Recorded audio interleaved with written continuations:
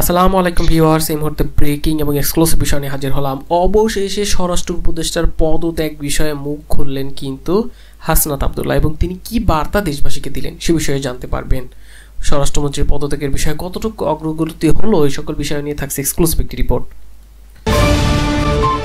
এরপর জানিয়ে দিব যে কথা সেই কাজ। আবারও কিন্তু ঈদের পরে আন্দোলনের হুঁশিয়ারি বার্তা দিল বিএনপি নেতাই হারুন। নির্বাচনের রোড ম্যাপ যদি না দেয় তাহলে ঈদের পরের আন্দোলনের হুঁশিয়ারি বার্তা দিয়েছেন। সেই সাথে মির্জা ফখরুল ইসলাম আলমগীরও ভয়াবহ তথ্য দিয়েছেন, দেশটাকে আর ধ্বংসের দিকে ঠেলে দেবেন না। আরও কি কি বিষয় তুলে ধরলেন তা জানতে পারবেন, এবং সব শেষে আপনাদের মাঝে তুলে ধরবো অবশেষে কিন্তু প্রেস সচিব জানিয়ে দিলেন নির্বাচনের সময়সীমা কবে নাগাদ হতে পারে আগামী নির্বাচন, অর্থাৎ সংসদ নির্বাচন, সে বিষয়টা জানতে পারবেন। সেই সাথে জানতে পারবেন তারেক রহমানেরও বার্তা, তিনিও নির্বাচন চেয়েছেন, অযাচিত তর্ক করে দেশের স্বার্থ থেকে যেন দূরে সরে না যাই, এবং সেই সাথে তর্ক বিতর্ক থেকেও এড়িয়ে যেতে বলেন তিনি। আরও কি কি বিষয় তুলে ধরেছেন জানতে পারবেন ভিডিওর শেষ অংশে এই তারেক রহমানের বক্তব্যের মাধ্যমে। এতক্ষণ শুনছিলেন শিরোনাম, এবার বিস্তারিত। স্বরাষ্ট্র উপদেষ্টার পদত্যাগের বিষয়ে সারা দেশ জুড়ে তোলপাড় হয়েছে। ইতিমধ্যে আপনারা জানেন সারা দেশে গুম, খুন, ধর্ষণ এবং লুটপাটের ঘটনা বেড়েই চলেছে। কয়েকদিন আগেও বাসে কিন্তু একটি মারাত্মক দুর্ঘটনা ঘটেছে, এবং সেটার জন্য কিন্তু ওসিকেও প্রত্যাহার করা হয়েছে, এবং সেই সাথে স্বর্ণ ব্যবসায়ীর কাছ থেকে প্রায় 200 ভরি স্বর্ণ কিন্তু নিয়ে যাওয়া হয়েছে, এবং সেই সাথে অস্ত্র দিয়েও হামলা করা হয়েছে, গুলি করা হয়েছে। এগুলো সব কিছুই জানেন। এ সকল বিষয়ের পরেও স্বরাষ্ট্র উপদেষ্টা প্রকাশ্যে কোনো কথা বলেনি, এবং তার পদত্যাগের তীব্রতা আরও বাড়তেই থাকে।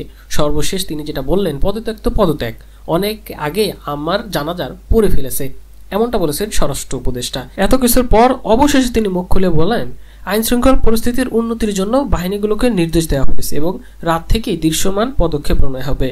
তিনি আরও বলেন, অপরাধ দমনে ডেভিল হান্ট অপারেশন পরিচালিত হচ্ছে এবং আজ সন্ধ্যার পর থেকে এই অভিযান আরও জোরদার করা হবে। ব্রিফিংয়ে প্রধান উপদেষ্টার প্রেস সচিব শফিকুল আলম এই বিষয়টি নিয়ে আরও জানান, অপরাধ প্রবল এলাকাগুলোতে যৌথ বাহিনীর টহল বাড়ানো হবে এবং চেকপোস্টে বসিয়ে তল্লাশিও করানো হবে। তিনি বলেন, জননিরাপত্তা নিশ্চিত করতে আইন শৃঙ্খলা বাহিনীকে মোটরসাইকেল সহ প্রয়োজনীয় সরঞ্জাম দেওয়া হবে। এবার কিন্তু এই বিষয়টি নিয়ে মুখ খুলেছেন হাসনাত আব্দুল্লাহ। তিনি এই স্বরাষ্ট্রমন্ত্রীর পদত্যাগের বিষয়ে তার সংহতিও জানিয়েছেন। তিনি দেশের চলমান আইন শৃঙ্খলা পরিস্থিতি নিয়ে স্বরাষ্ট্র উপদেষ্টা মোহাম্মদ জাহাঙ্গীর আলম চৌধুরীর পদত্যাগ দাবি উঠেছে। এই বিষয়ে ঢাকা বিশ্ববিদ্যালয় সহ দেশের বিভিন্ন স্থানে কর্মসূচি পালিত হয়েছে। শিক্ষার্থীদের এই আন্দোলনে বৈষম্যবিরোধী ছাত্র আন্দোলনের সংহতি জানিয়েছে সংগঠনটির আহ্বায়ক হাসনাত আব্দুল্লাহ। রোববার ঢাকা বিশ্ববিদ্যালয়ের স্বরাষ্ট্র উপদেষ্টার পদত্যাগের দাবিতে আন্দোলন হয়েছে। সেখানে আন্দোলনে আমাদের সংহতি রয়েছে। সে কারণে আমাদের উপদেষ্টারা ওখানে গিয়েছে এবং গিয়ে দেখি তিনি প্রেস কনফারেন্স করছেন।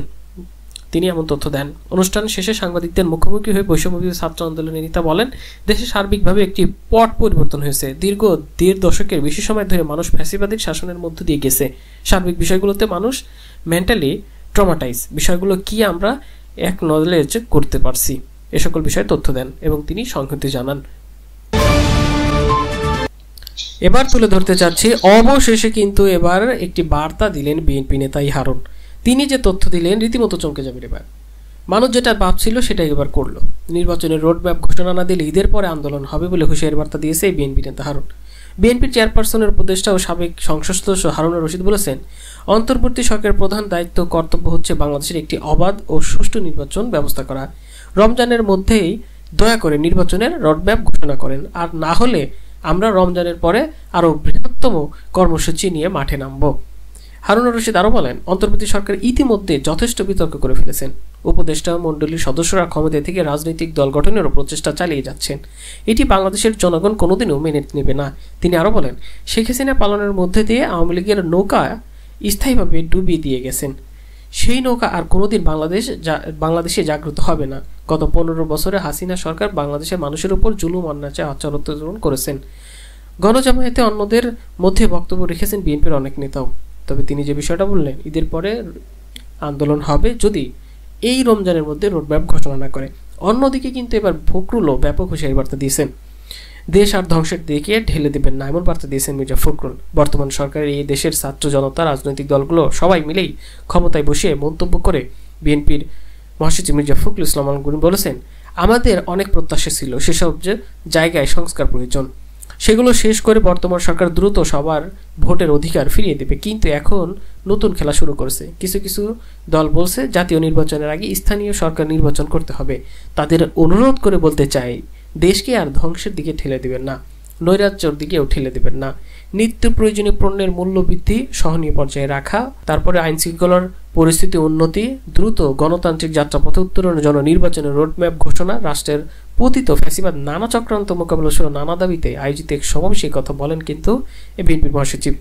এই মহাসচিব আরও বলেন, প্রথম থেকে বলছি সহযোগিতা করছি, সংস্কারগুলো যতগুলো প্রস্তাব এসেছে আমরা দেখেছি, সেগুলো নিয়ে তাদের সঙ্গে আলোচনা করেছি। সবাইকে মনে রাখতে হবে, এই সুযোগ যে আমরা পেয়েছি এটাকে যেন আমরা হেলাই না হারাই। আমাদের শত্রুরা বিভিন্ন টোপ ফেলেছে, ট্র্যাপ করছে যাতে আমরা উত্তেজিত হয়ে যাই, আইন শৃঙ্খলা বাহিনীর বিষয়টিও নষ্ট করি। নিজে হাতে তুলে সব নিই না, কিন্তু আইন নিজে হাতে তুলে নেওয়া যাবে না। সবাইকে সহযোগিতা করে দেশের নির্বাচনের দিকে এগিয়ে নিয়ে যেতে হবে। নির্বাচনের মাধ্যমে জনগণের প্রতিনিধি নির্বাচন করতে হবে। যে কোনো বিষয়ে মানুষের রাস্তায় নামে রাস্তা বন্ধ করে দেয়, এটা দায়িত্বশীলদের কাজ নয় বলে মন্তব্য করেন এই ফখরুল।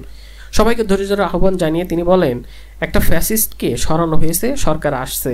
আমরা সরকারের সব বিষয়ে সমর্থন করি না, তাকে আমরা কিন্তু ব্যর্থ হতে দিতে চাই না। আমরা চাই এই সরকার যেন নির্বাচনকে সম্পূর্ণ করতে পারে, তাকে আমরা ব্যর্থ হতে দিতে চাই না, সহযোগিতা করতে চাই বলে বার্তা দেন মির্জা ফখরুল ইসলাম আলমগীর। এবং সব শেষে এবার আপনাদের মাঝে তুলে ধরতে যাচ্ছে, অবশেষে কিন্তু প্রেস সচিব জানিয়ে দিলেন নির্বাচনের একটি সময়সীমা।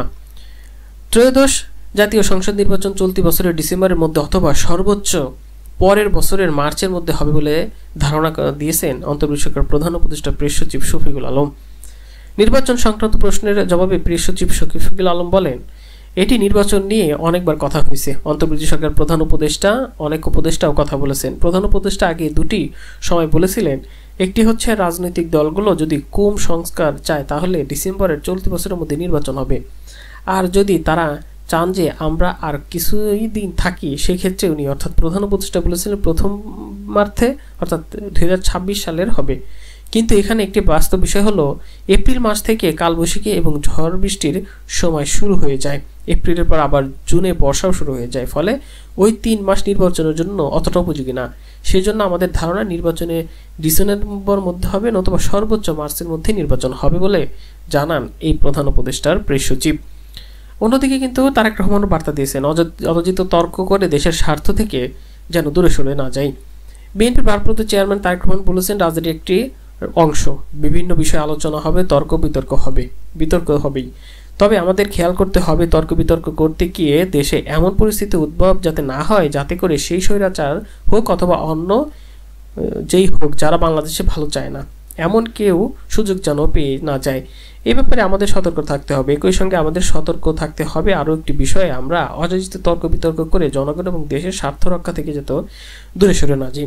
বিএনপি ভারপ্রাপ্ত চেয়ারম্যান বলেন, স্বৈরাচার দেশ ধ্বংস করে দিয়ে পালিয়ে গেছে, এখন যে কোনো মূল্যে গণতন্ত্র ফিরিয়ে আনতে হবে, মানুষের ভোটের অধিকার ফিরিয়ে আনতে হবে, প্রতিষ্ঠাও করতে হবে। ভোটের অধিকার প্রতিষ্ঠিত করতে পারলে বাংলাদেশের সর্বনাশের খাদের কিনারা থেকেও ফিরিয়ে আনা সক্ষম বলেও জানান। তারেক রহমান বলেন, গণতন্ত্রের সপক্ষের শক্তি হিসেবে বাংলাদেশের জাতীয়করণ দলের সকলকে অব্যাহতিকভাবে চেষ্টা করতে হবে যাতে বাংলাদেশের গণতন্ত্র ফিরে আসে।